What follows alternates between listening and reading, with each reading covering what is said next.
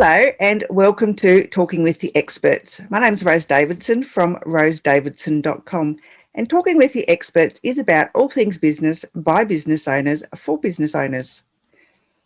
And you can find it on all podcast streaming platforms and on YouTube. Today my guest is Jaryd Krause, and Jaryd is from the Gold Coast in Australia, and we're going to be talking about how and why it's better to buy website businesses and add 90% of startups will fail in the online business world. And his business is called Buying Online Businesses. So it's a really great topic. Welcome, Jaryd. Thanks so much, Rose. I'm looking forward to this. Yeah. So tell me how and why it's better to buy a website business. Well, I struggled with this myself. Everybody, if we want to make money online, we buy into the belief system that we need to start our own online business. I just want to tell folks that that's not the truth. That's not the reality. In fact, it's really, really hard because 90% of all startups fail. And that's my main message, is that I failed many times over. I failed at 2 startups online, and I was struggling, and I thought, I've got to make these work. And what actually ended up happening is I came across a stat that 90% of startups fail. So I thought, if I'm on 2 businesses, I've still got another 8 to get to start, to get to 1 to actually work. If I want to, stick to the stats, I was like, stuff this. Surely I can go away and buy something that's past the 90% failure rate. So your background is as you were a plumber working 60 plus hours a week, and obviously didn't like it, long hours. But why pivot to doing all this? Well, we were talking just before we started, is you used to live on the Gold Coast where I do. I used to drive from Burleigh, just where you used to work there, all the way up to Ipswich and beyond to work, and then come home. So I'd wake up at 4:00 in the morning and drive out there to get there at like 5:30 for a 6:00 start or a 6:00 start, and then work till whatever, like 6:00, 4 to 6. In between those PM times, and then I'd jump in the car and have to do the commute home, and did that 6 days a week. And then on Sunday, I just hated. I had no life. I was too tired to do anything, and that's what made me pivot. Is like I can't be on the tools. I didn't want to be that old guy with the white hair pushing burrows of mud around, with the durry hanging out my mouth. Yeah. I didn't want to have a broken body, and I wanted to have a lifestyle. It wasn't an easy pivot, as you can imagine, like being a plumber to this whole world. Yeah, it's different. It must have been a little bit challenging for you to learn, all the back end setup of, how to go digital. If you're just used to being on the tools all the time, and unless you are fairly tech savvy in the first place. Yeah, it was. I mean, I started playing around with blogs and WordPress and all that sort of stuff. And I mean, I still don't know much technical stuff now, like really deep tech. And I'm glad I don't, because I've got team for that. And they sort all that stuff out now. At the start, I had to learn, a little bit to get through. And luckily we've got Google, right? Like Google has been my whole university, and whenever something happens, I just get onto a tutorial, just like what we would do if we were going to, bake a cake or do a renovation at home, is we can get on YouTube. Tell Google is just like knows everything. Yeah. And YouTube has saved my life heaps of times. Yeah. Yeah. So it was a tricky road, but I mean, I'm so glad I made it through. Like at the start, there's not really many. I'm sure most people listening don't even know that you can buy website businesses. Most people don't even know it exists. And so I started about 8-9 years ago, and there was actually nobody teaching this stuff, which is what my push was. Is that a lot of people were like, "Hey, dude, like, how can you quit your job?" And I was traveling a lot at the time. So I had 3 businesses at the time in 2016. I had 3 businesses traveling through Central and South America surfing. And people were like, you need to teach me this stuff. And the need was there. And I even needed it when I started. It just wasn't there. So that's what pushed me into into teaching this. Yeah, but so how does one go about, doing what you teach? So, like how does one buy a website? Yeah, I've heard of people doing it, and they have multiple websites that they've bought, and then they increase in value, and then they sell them off. Mm-hmm. Yeah. How you get started, it's very similar to investing in property, really, is when you go away and you want to buy a property investment, you go to the real estate agent, right? You go to the broker. When you go away and buy an online business or website, you go to a website broker as well. So they've got actually, just like if you went to realestate.com.au and you've got all the listings and the price of the houses and all the details. It's the same when you go to a website broker. You've got all these different businesses listed for sale, and you've got the price of how much they cost, how much they're actually making per month, how many hours of work is required to run that type of business, what sort of skills you would need. Most people can get by with very little skill because you can pick it up quite quickly. The best way to learn business is to be in business. So that's how you get started. Is you go away and you can find these websites for sale, and then you need to teach yourself how to do due diligence. You need to be able to know how to understand how the business works and see what risks are involved, and see how you can minimize or remove those risks if you purchase a business, or if there's little risk in the business, go away and invest in it. And our mission is really not to go away and just buy a business because it looks good. First, if we can prove a business is a bad investment, that's great. If we can't prove it's a bad investment, then we need to go away and buy it. Like, we must go away and buy it. We need to really prove that it's a lemon and that it's a dud. So that's what our mission is, and that's what everybody in my community does. Is we go away and learn how to do due diligence, find the sites, and make sure we buy something quite good. Yeah. So what's the due diligence that you would have to do to you're not getting burnt? Yeah. So, like any business, there's traffic coming in and out of your shop or your website. So you need to check the traffic. You see if the traffic's trending up, down, sideways, and why. The key question you need to be asking throughout all of due diligence is why is this operating the way it is, and understanding it. So checking out the traffic, checking out the marketing. You need to be doing like an SEO, like small SEO audit, due diligence on the backlinks and the keywords. Throughout the marketing, you need to be looking at the marketing campaigns. You also need to be able to talk to the seller and ask the seller questions. So have a seller call, and doing financial due diligence is really, really important as well. So checking the profit and loss statement, making sure that everything on the profit and loss statement correlates to what the numbers are that you're seeing in their merchant account online as well.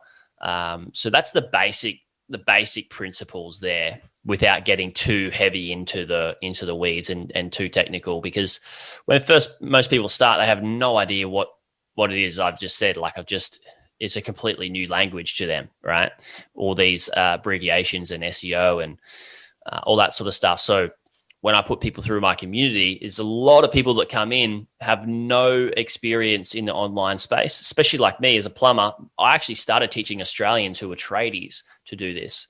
And they were my first, sort of 10 to 50 clients were Aussies on the tools, and they had no idea how to use a computer, basically. Yeah. So then you can nurse yourself into that to a point where, I've got tradies that own businesses now and, able to get off the tools if they want. Okay. So I guess I need to ask the question is, why would someone want to sell their business if, it's doing well? Yeah, that's a great question. Very common question as well. If it's doing so good, why sell it? So a lot of the time people will have a business and they will be able to grow it to a certain stage, and then to grow it to the next stage, they don't have the skills or the resources to do so. And, sometimes, yes, there's people out there that have a failing business and they're trying to sell it and, realize some money before it goes to the ground, and so they're the ones that we need to really look out for. They're the ones we need to do research and due diligence on and make sure all right, we don't want to catch a falling knife, basically. And then, you've got the people that are good in business. They know how to run businesses and they're really good at one thing. So maybe they're really good at traffic generation, right? But not so good at marketing. So they built this site and they've got so much traffic and they and they just don't know how to do, and they've tried the marketing, it didn't really work. So they've built this asset that's really good still, but they can sell it on to somebody who can take it to a next level. All right. So what types of businesses, just as an example, would you be looking at? So there's three main business models that I like to explain to people. The first one is e-commerce. Most people know what e-commerce is. It's where you can sell products online, right? They can be digital products or physical products, usually physical products, and you can sell them in a number of ways. You can purchase the wholesale stock and put it in your garage or your own warehouse and do self-product distribution, which is what I like to call it.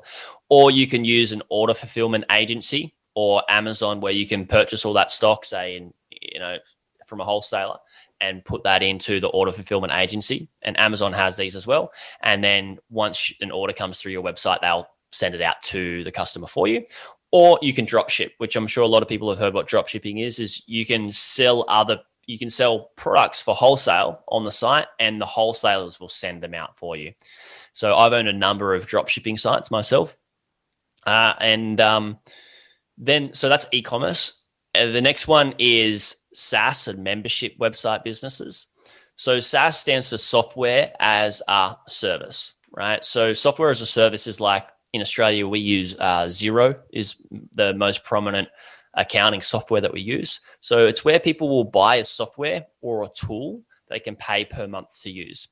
And then we have membership as well, which is also like Netflix, right? And Binge and all these other types of memberships. And they're really, really good business models, because when you're buying that business, you're buying a customer base of people that are already paying every single month. So the business is very scalable and very predictable. So that's the second one. The third one is content websites. Content websites are blogs, news websites, newsletter websites, where people, it may be in a particular niche or a particular industry, where they're explaining how to use products or do renovations like we talked about, or whatever it is. And how people make money through these sites is through affiliate links. So they can have affiliate links that will be pointing to, say, maybe Amazon or Walmart or even Woolworths, or depending where you are in the world, and they'll make a commission of whatever that person purchases from the site that they refer them to. So affiliate links, and also ads as well. So we can have just websites that have a bunch of great blogs, a bunch of great content that people like to consume and read, and we can just put ad placements on our website and make some revenue from that. Oh, perfect. And what about service-based websites, service-based businesses? There are service-based businesses, but it depends on how much money you have to spend. A big service-based business is like you're buying a big franchise, and can be an online business. There's lots of, like, say you're buying a cleaning business and it's international. That's big money. Most people that I work with aren't spending, 8 to 9 figures on a business. And then if you do buy a service-based business, that is in a price range that most people can afford, in between the $50K to a couple of $100,000, is usually that service-based business ties you to a location, usually, because that service is in a local area. And most of my clients or people in my community don't actually want to have a physical location. They want to be able to travel with their family and not need to worry about big staff and overheads and all that sort of stuff. So you can buy service-based businesses, but that's not really my area of expertise. Okay. Yeah, because my core business is I offer a service, so but I can do that online. So it's cool. I was interested to know how someone could buy my business if I were to sell it. So yeah. Well, that's very interesting. So is it just you, or do you have a bit of a team? No, just me at the moment. Yeah, just I just make videos and PowerPoints and all that sort of thing. So well, somebody could certainly purchase that business, and if you were happy to stay on and keep doing the work, then they could certainly buy it. They could also do the work instead of you. But there's also this thing within your business, which is personal brand. Like your personal brand is heavily attached to your business, and these can be harder businesses to sell. So I actually spoke to a guy who is making, a couple of $1 million a year with his business, and he was very heavily involved in it. He removed himself and built out a team and systems and processes, and he spends like an hour a week on it. And he wants to sell it. And I said to him, look, dude, like your face is all over the website, right? What people are doing is when they come and purchase your service is they're purchasing a part of you. So that's a risk for somebody to come in and purchase if they can't continue to use your face. And then you're also selling a part of your personal brand, which I don't feel is a good idea. So there's these other things that we need to consider too. Yeah, that's really good advice, actually. You can get your business set up to sell. Like if you wanted to, like I actually helped him to set it up to sell. So he will go away and do that. But there's some things that we can do that we can help us realize more profits and make the business less risky for the new seller or the new purchaser. So you do have a podcast? Yeah, I do have a podcast. We've been very lucky with the podcast. We've gotten a lot of exposure, and it's called the Buying Online Business Podcast. We were lucky to get ranked in the top 3 best passive income podcasts online. So I'm chasing Pat Flynn. Not sure if anybody's heard of who Pat Flynn is, but he's big in the passive income niche. So we're on the hunt. Well done. That's excellent. Thanks.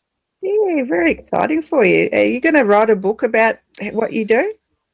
I've considered it, and a few people have asked, although I still feel that I have a couple of years of experience that I want to get. Not to say that I haven't done a lot, but it's not the right time for me to release a book yet. I feel that I can add more value. I'll definitely be able to add more value in a few more years. Yeah. Yeah, that's it's one of those things, isn't it? People say, write a book, you can teach people a lot of things, but you think, well, it's not right time just yet. And then, people say, why you keep putting it off. So it's just one of those things. I don't know. I might get everybody I might just have all of my content that I've created consumed by a ghostwriter and have them write it for me. And then I write some of my stories and instill that in there. I don't really want to write a piece about me and just to inflate my ego. So it'd be mainly like, how can I make this the best piece of value? Yep. I understand that. That's makes perfect sense. So what bit of advice, Jaryd, have you got for anyone who would be contemplating buying an online business? That's an amazing question, Rose. I would say if you're contemplating buying an online business, is you need to really understand how to do due diligence and what those particular steps are, like we talked about in the SEO, the marketing, and the traffic and the financials, and also understanding how to have a good seller call.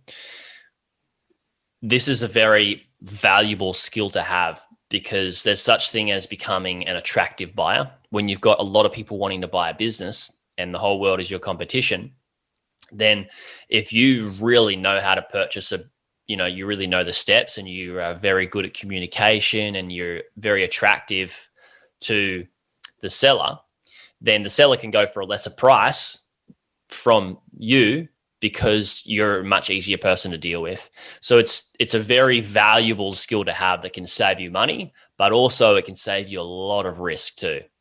So I think the most valuable skill to have is understanding how to do due diligence. Yeah, and so would they come to you if they needed some help and advice on that? Yeah, sure. I mean, people can just go away and listen to the podcast and check out my vibe and see if you actually, connect with what I say. And if you do, then you can go forward and work with me to buy a site. If not, like there's lots of resources out there that you can learn as well. Yeah, and where else can they find you, Jaryd? So my podcast, buyingonlinebusinesses.com, is my website. So it's a very simple one, buyingonlinebusinesses.com. We've started ramping up our YouTube lately, but they're the two big ones is the podcast and my website. Perfect. All right. Well, thank you so much for your time today. I've enjoyed the conversation and I've actually learned something. So that's a good sign. Awesome. Thank you, Rose. Really appreciate it. All right. You have a great day. You too. Bye. Thanks.